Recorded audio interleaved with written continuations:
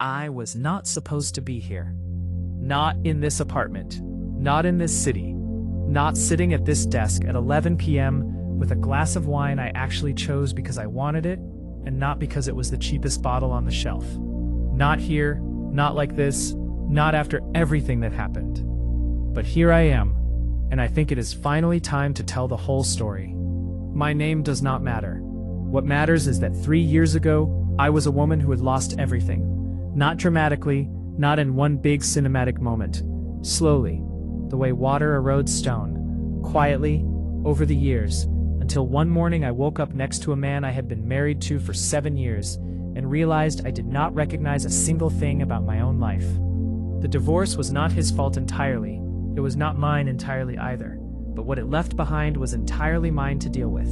The friends who chose sides, and the ones who just quietly disappeared, because grief and failure make people uncomfortable, and it is easier to look away than to sit with someone in the rubble of what used to be their life. I moved to a new city with 4 boxes and a savings account that had enough in it to last me approximately 4 months, if I was careful. I was 34 years old. I had a skill set that felt outdated and a confidence that had been so thoroughly hollowed out over 7 years of a marriage that slowly convinced me I was less than I was, that I did not even know how to walk into a room anymore without apologizing for taking up space. I remember the first week in that new city.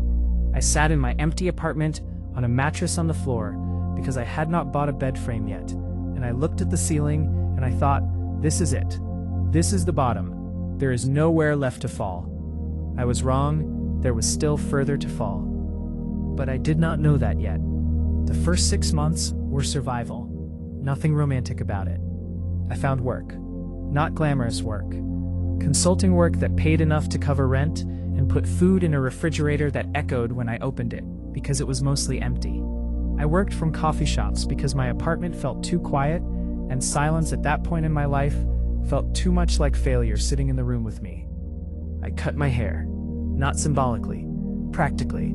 I could not afford a proper salon, so I went somewhere cheap and told the woman, just cut it. And she did, and I looked in the mirror afterward, and for the first time in a long time, I looked like someone I did not recognize. And somehow, that felt like a beginning.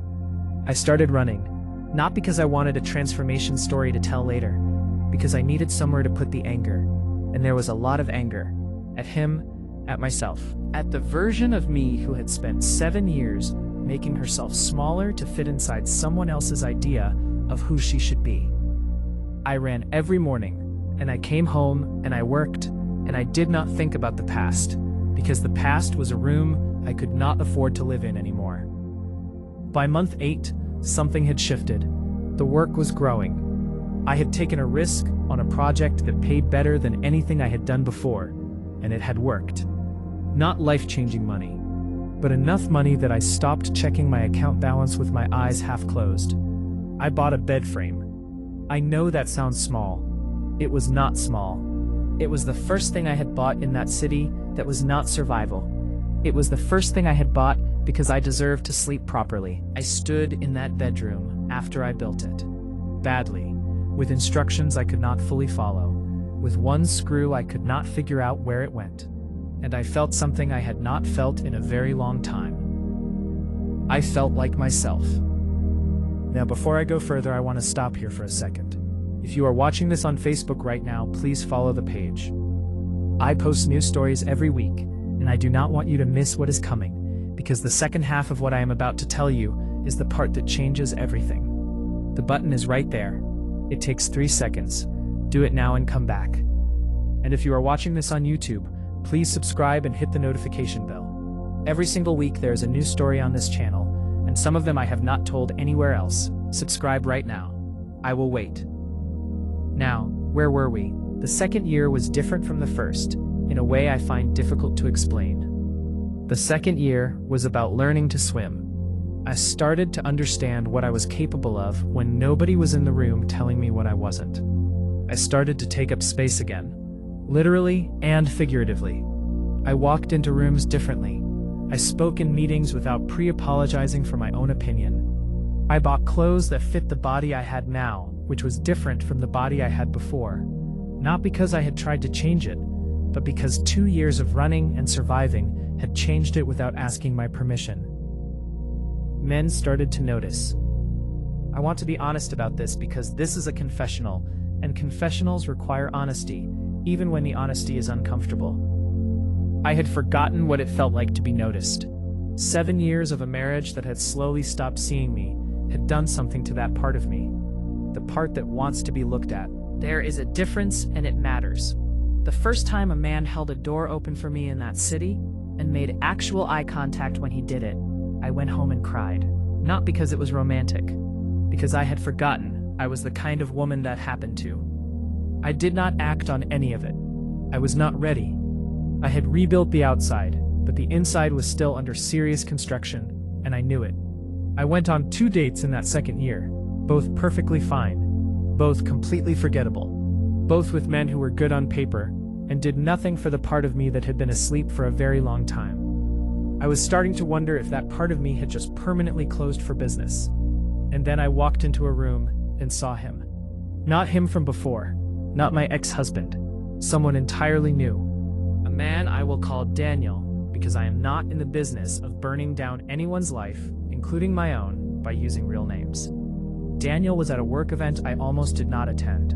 I had been invited by a colleague, and I had told her twice I wasn't going, and then showed up at the last minute because my apartment felt too quiet that night, and Silence and I were still not completely comfortable with each other.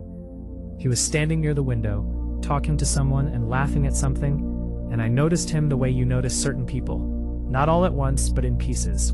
The line of his jaw, the way he stood like he had decided a long time ago to take up exactly as much space as he needed and not apologize for it.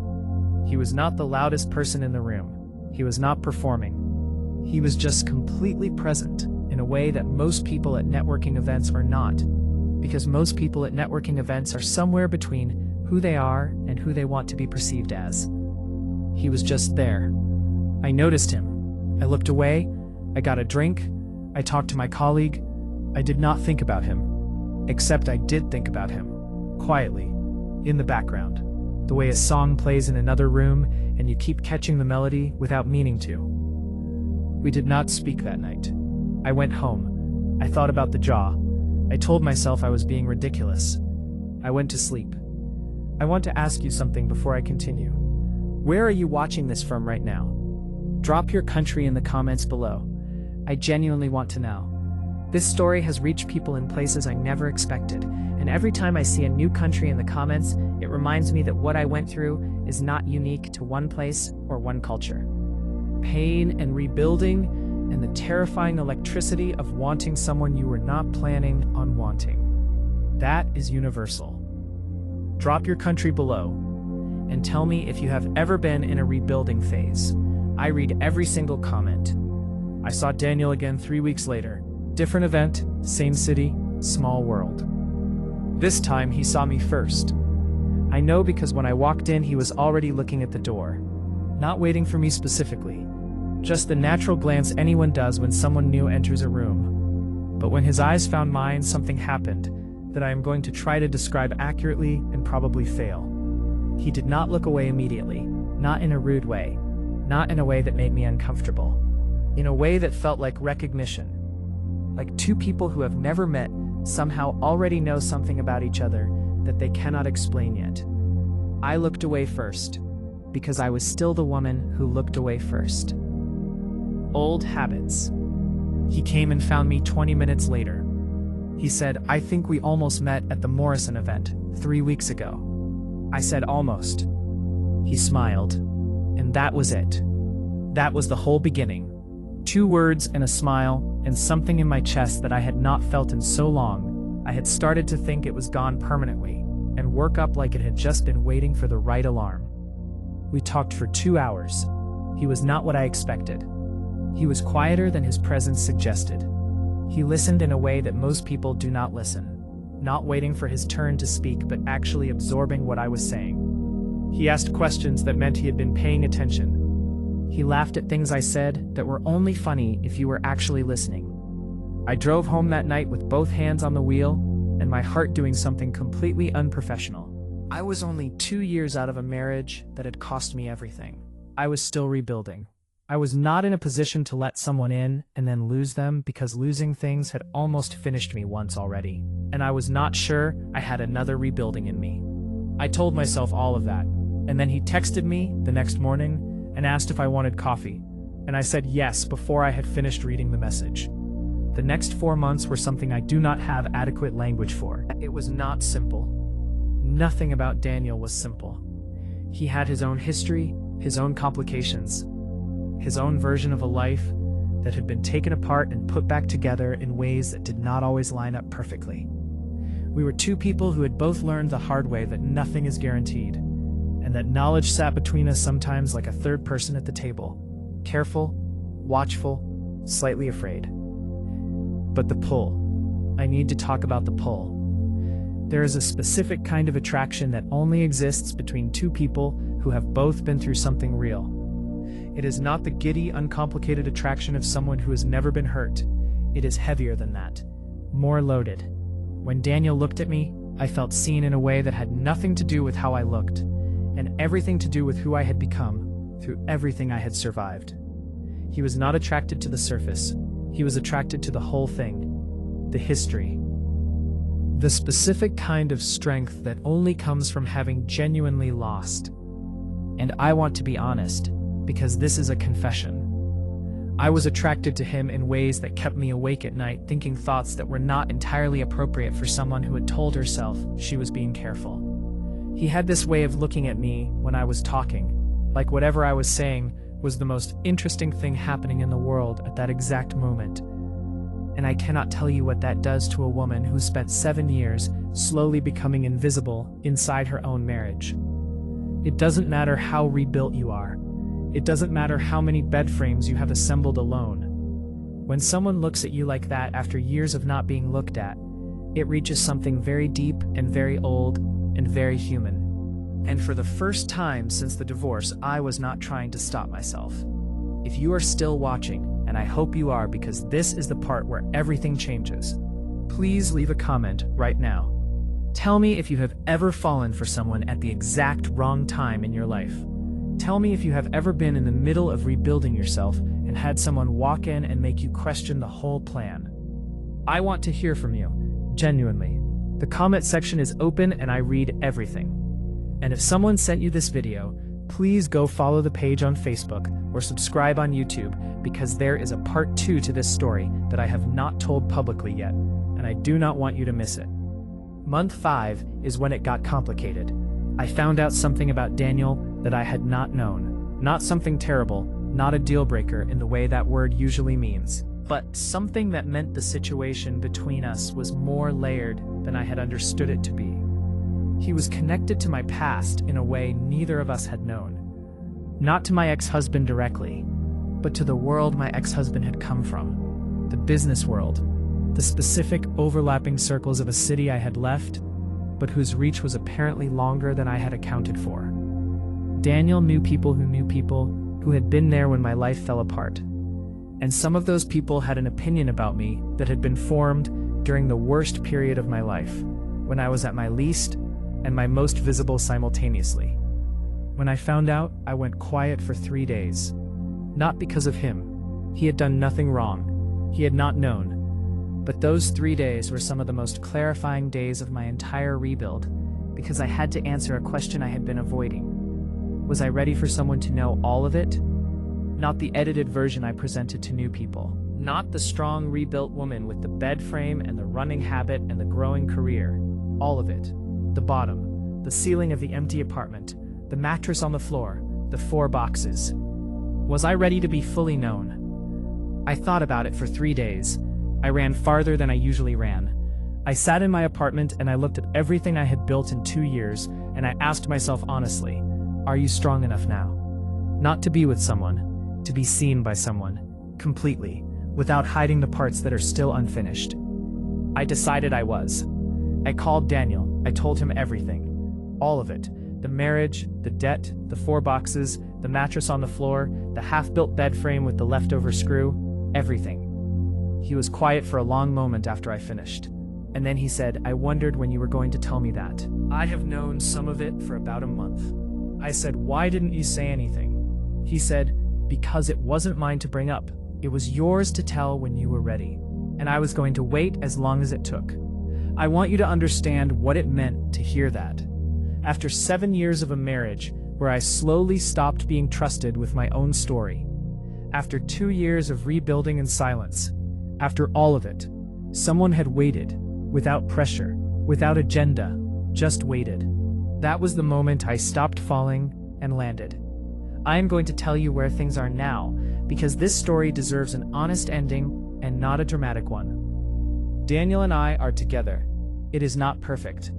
We are two people with complicated histories, trying to build something real, and real things are never perfect. There are days when the old fear comes back. The fear that everything can be taken away, that nothing is permanent, that the bottom is always closer than it looks. I do not think that fear ever fully leaves you after you have lived it. But there is something I have now that I did not have before any of this happened. I know who I am when everything is gone.